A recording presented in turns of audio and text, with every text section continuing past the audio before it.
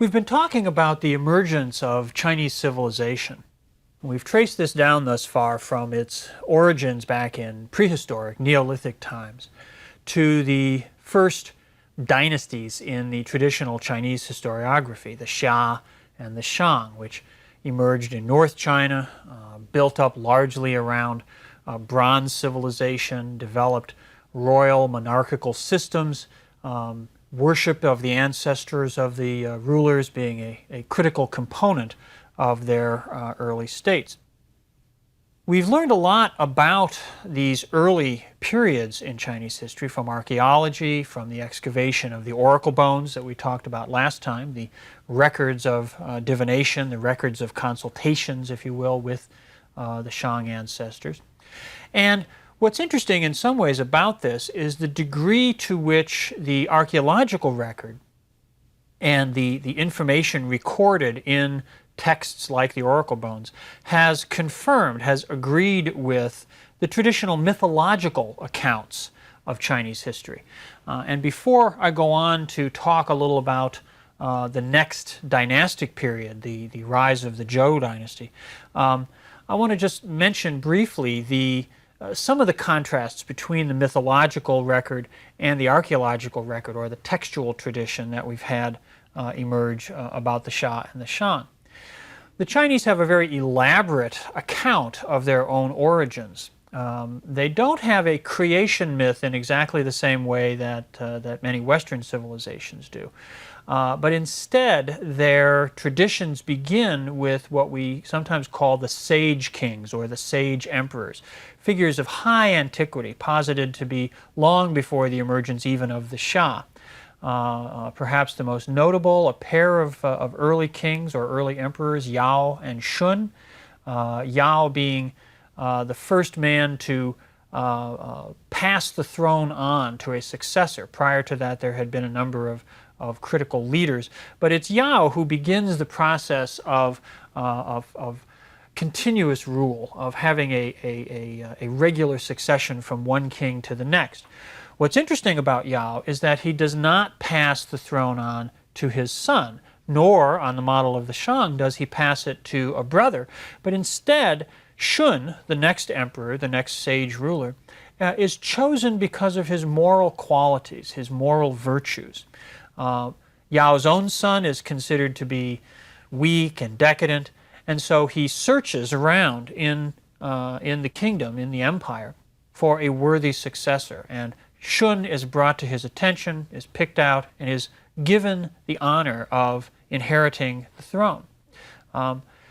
It's interesting because it's a contrast with the actual practice of all the historical dynasties that we know of in China, where succession was a matter of keeping the throne within, keeping power within a particular family.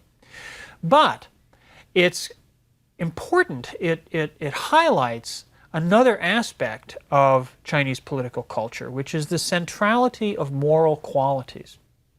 We'll be looking at the more elaborate discourse of morality, the way in which morality is articulated in early Chinese thought, when we come to talk about people like Confucius and Mencius and Lao Tzu in the next few lectures.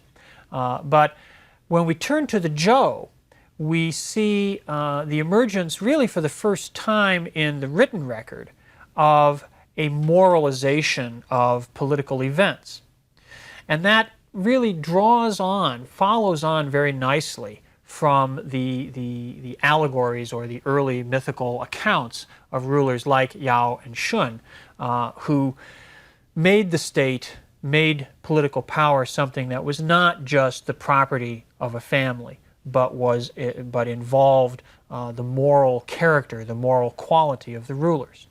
That kind of moral critique is at the heart of the story of the transition from the Shang to the Zhou. The Zhou people, the people who found the dynasty that we call the Zhou, were one of these subordinate communities within the Shang Empire. They were located on the western side of the territory that the Shang controlled, and they had a very interesting mythological history of their own. Their early history involved a change from a hunting and gathering society to an agricultural society, and then a reversion to a hunting and gathering period before they finally settled down and became farmers on a more permanent basis. This probably reflects the unsettled environmental conditions in the northwest of China 4,000 or so years ago, when the environment was wetter than it is now, sometimes cooler, sometimes warmer, but things had not stabilized, or at least had not reached the conditions which we've come to think of as characteristic during historical times. The Zhou people did eventually settle and become an agricultural community, and they became affiliated with the Shang order. But they were resentful of the power of the Shang. They were resentful of the dominance and leadership of the Shang.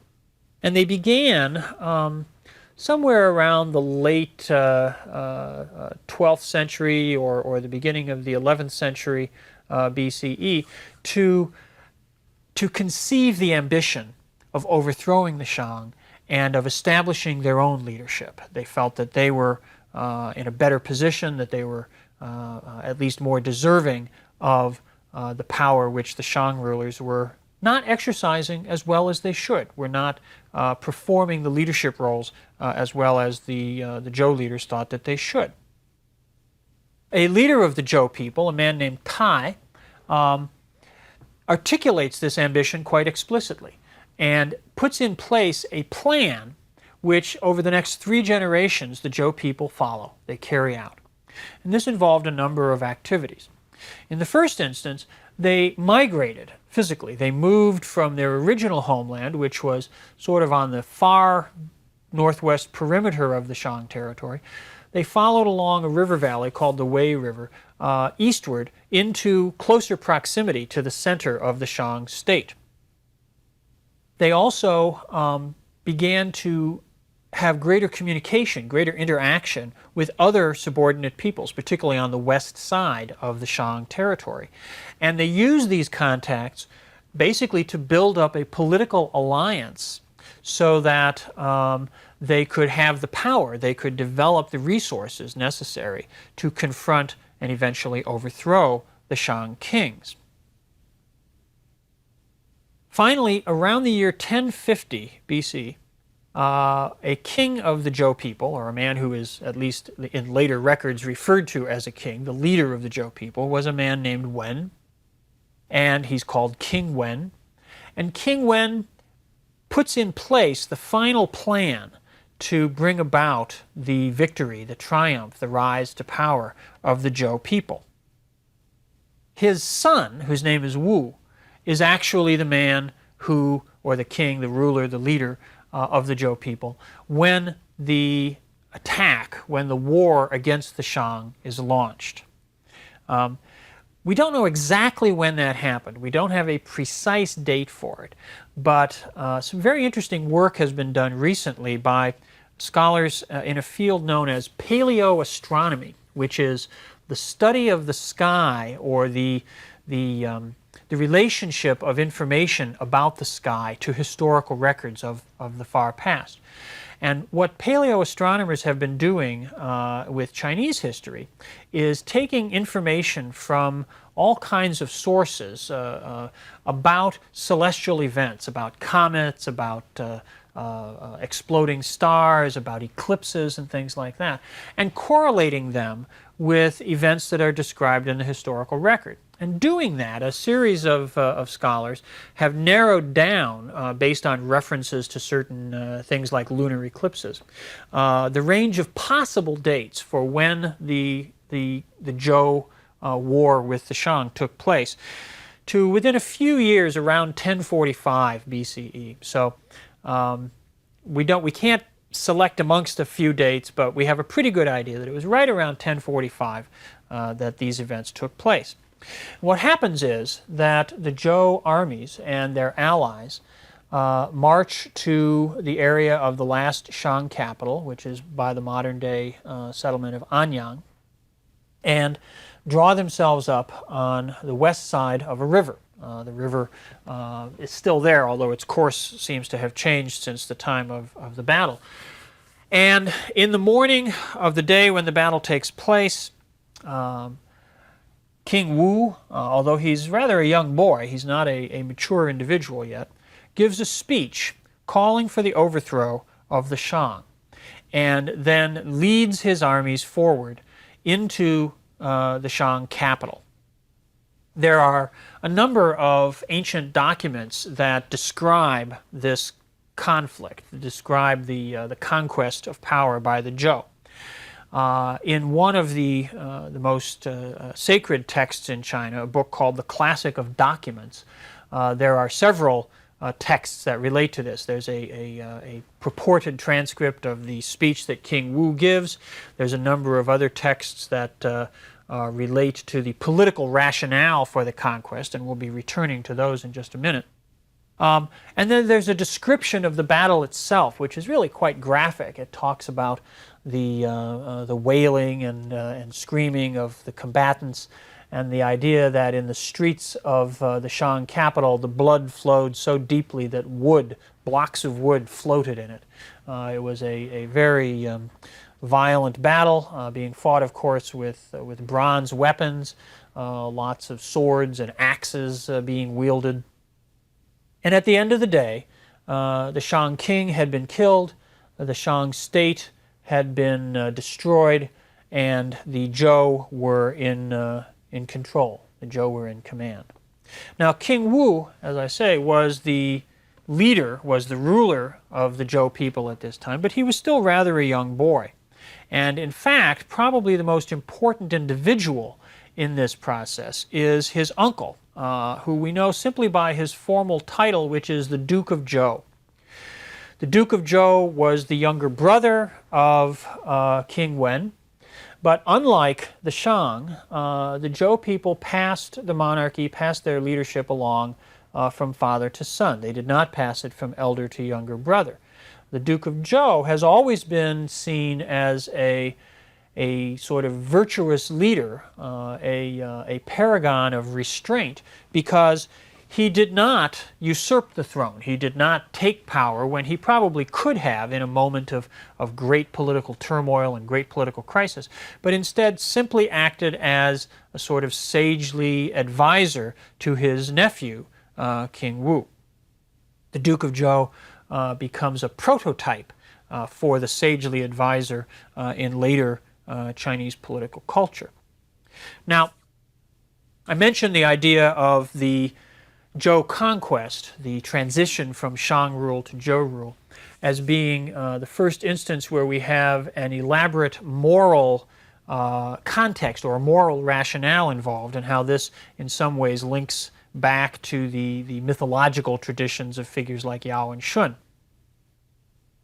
The rationale that is deployed for the Zhou conquest comes to be one of the central doctrines, central ideas in Chinese political culture ever after, all the way down indeed to the present day. You still hear it talked about in Chinese political rhetoric and discourse today.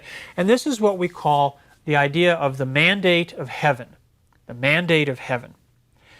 Now, to understand the mandate of heaven, we have to think a little bit about the Chinese concept of heaven. The Zhou people worshipped what we translate as heaven. In Chinese, the word is tian, and it's a difficult concept to translate, as many Chinese spiritual and philosophical concepts are when we put them into English. But if we think of tian not as a heaven, as a place, as a sort of spiritual realm, the way that often I think we use the term heaven in Western religion, but rather as a sort of natural operating system.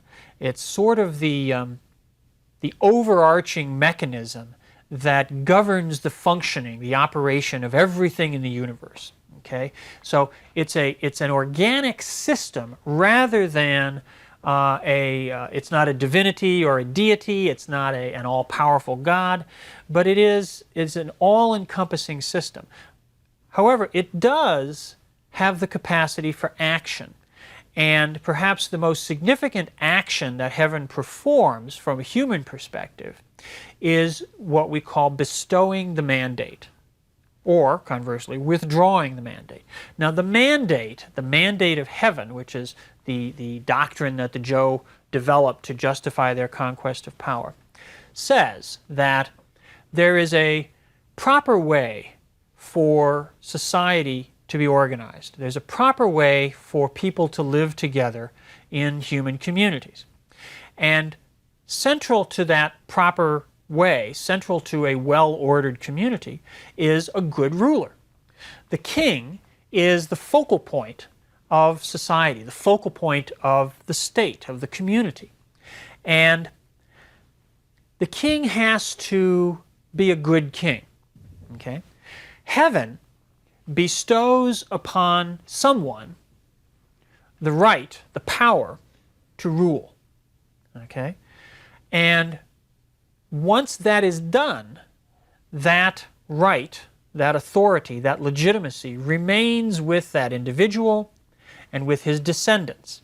Okay? So a king can pass the throne on to his son, and then it goes to the grandson and the great-grand. It can just continue.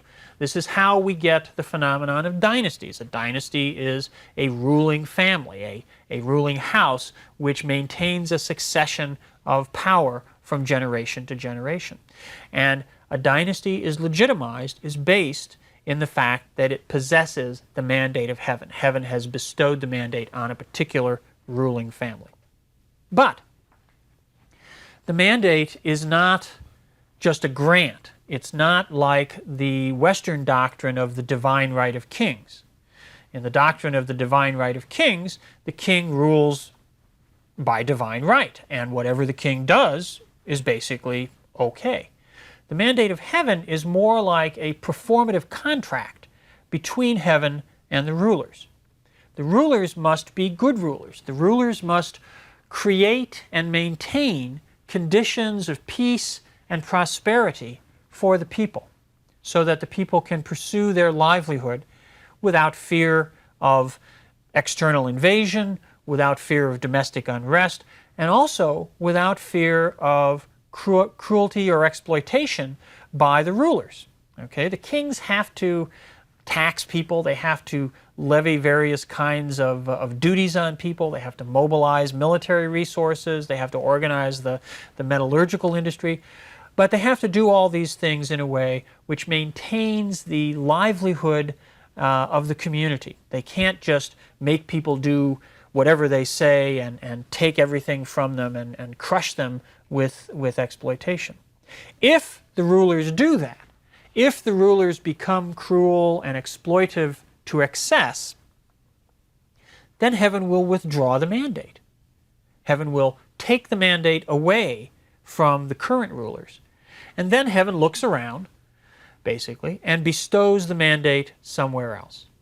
Okay? Now what the Zhou say, what King Wu says in his speech before the battle at Anyang, is that this is exactly what has happened. He says, this is not something I choose. We're not here today because I want to overthrow the Shang, because I want to increase my power. We're here today because heaven has withdrawn the mandate from the Shang and bestowed it on us, on the Zhou people. And I, as your leader, have to guide you in this effort. Okay? The Shang, he says, were legitimate. The Shang received the mandate of heaven. And at first, the Shang ruled well. They guided the affairs of the country, they guided the affairs of the people in a proper way. But then, as time went on, they became corrupt. They became decadent. The last ruler of the Shang, he's a tyrant, he's cruel, he stays in his palace, he indulges his decadent passions, and he doesn't care about the safety of the people. He exploits the people to enrich himself. Heaven has withdrawn the mandate, and it has bestowed the mandate upon us. Now, the doctrine of the mandate of heaven is really a lovely system for justifying political transition. It's a system that validates success. Okay? If you challenge the power of a ruling dynasty, and this becomes the pattern throughout the rest of Chinese history, as we'll see, if you challenge the power of a ruling dynasty, of a ruling house, and you succeed, you overthrow that dynasty, and you establish a new one, you establish a new power, then obviously you have received the mandate of heaven, and they have lost the mandate of heaven. If you challenge the power of a ruling dynasty and you fail, then obviously you didn't have the mandate of heaven. So it's a perfect system. It's got perfect feedback, because if you win, then you have the mandate. If you lose, then you didn't have the mandate. So it's a very nice self-validating rationalization or rationale for the transference of political power.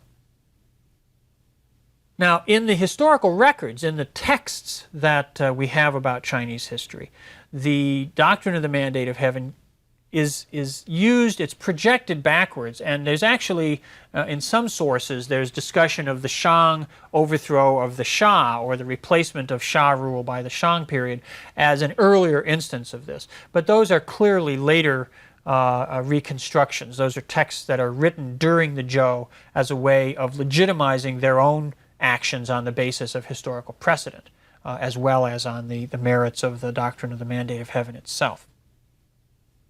So the mandate of heaven becomes the fundamental explanatory mechanism for political change. And as I said, it remains a powerful concept all down through later Chinese history. You'll see references to it in talking about the revolutions of the 20th century, or in talking about the death of Mao Zedong, which we'll be getting to much later. It's still an idea that's very powerful in China today, and it comes directly from these experiences around 1045 BCE when the Zhou overthrow the Shang. Well, they successfully carry out this transition. They successfully destroy the power of the Shang state and replace it with their own.